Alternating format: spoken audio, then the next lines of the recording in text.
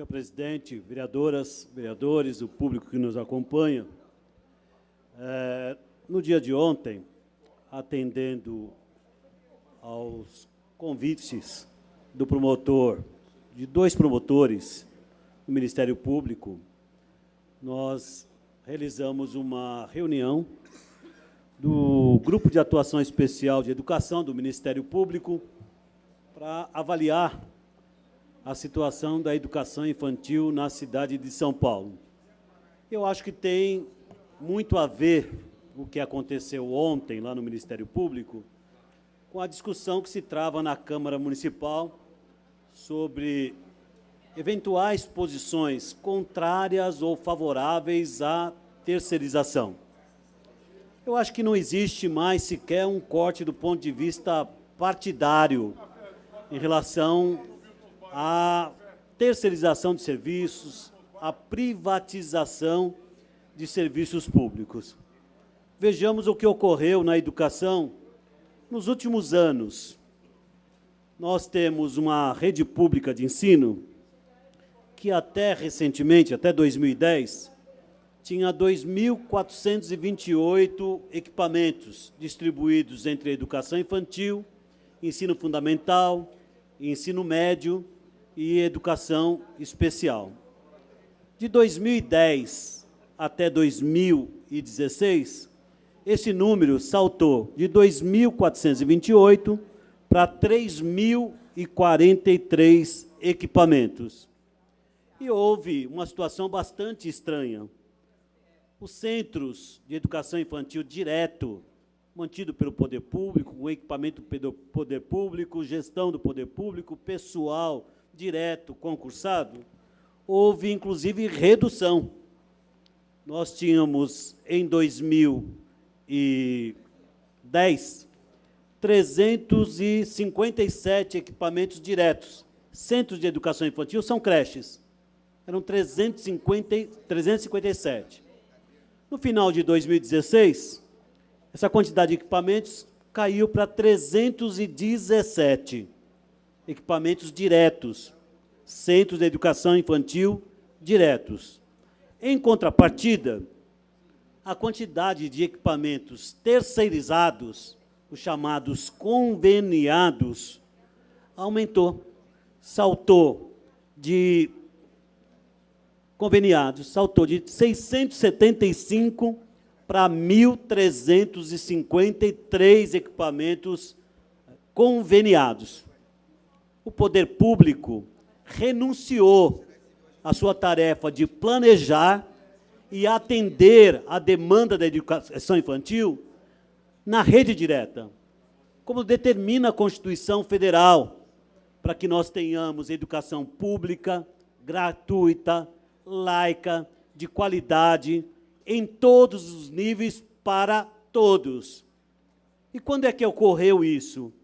Foi na gestão, de forma mais acentuada, essa terceirização, no período de 2012 a 2016. Não é que governos anteriores não tenham adotado a mesma prática.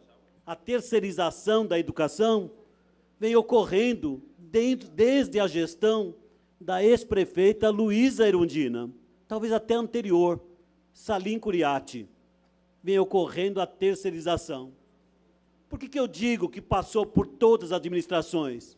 Porque uma coisa é discurso aqui na tribuna, quando não se é governo. A outra coisa é o discurso quando se assume a responsabilidade da gestão da cidade. E o argumento passa a ser que terceiriza, inclusive, porque se não o fizer, não consegue atender a demanda. Os números são bastante reveladores. Nós tivemos, entre 2010 e 2017, uma redução de 20.000 vagas na creche direta. 20.000 vagas foram reduzidas na creche direta, Centro de Educação Infantil, como é denominado na Prefeitura de São Paulo. Em contrapartida, houve uma expansão, no mesmo período, de 132.000 vagas na rede conveniada para 233.000 vagas. Aonde cresceu? terceirização. E eu vejo vários vereadores assumirem a tribuna e dizerem que são contra a terceirização, que são contra a privatização. Eu acho que a pessoa que nos acompanha, ou que acompanha a Câmara Municipal, no mínimo vai estranhar, porque até tal do dia se falava contrário, favorável à terceirização, e a mesma pessoa passa a dizer que agora é contrário. Isso nos serve até para seguir, de certa forma, os discursos que foram feitos aqui nessa tribuna entre 2009 e 2012, em relação aos subsídios para as empresas de transporte urbano. Se fazia discurso que aquele subsídio da ordem de 700 milhões era para engordar os grandes empresários do transporte urbano. Só para concluir, vereador. De 2012 a 2016, o subsídio ultrapassou 2 bilhões. 2 bilhões. E depois, não estou discutindo a necessidade, mas precisa ter coerência para a educação política do povo, para que todos os partidos não sejam colocados no mesmo saco. É necessário que você tenha, sim, posicionamento político.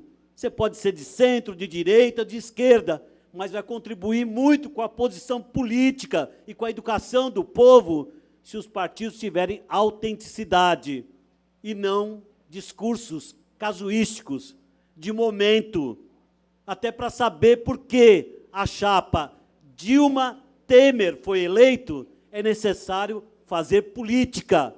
Não basta formulações reducionistas de golpismo ou não golpismo. A população precisa entender por que Temer foi vice da Dilma. Precisa entender as composições políticas, a necessidade de fazer composições, de se fazer alianças, e por que resultou no afastamento da presidente Dilma, deixando seu vice para perpetrar mudanças na Constituição Federal. Uma delas é a reforma trabalhista, que os trabalhadores não querem, como a reforma da Previdência, e por essa razão vão fazer seus movimentos no dia 28. Mas não pode esquecer que a mesma reforma da Previdência também era defendida pela presidente Dilma, que a mesma reforma trabalhista também era defendida pela presidente Dilma, inclusive com preponderância do negociado sobre o legislado. Basta ler, basta verificar os protestos da própria CUT, do próprio PT, em relação às propostas da presidente Dilma. Isso é verdadeiro.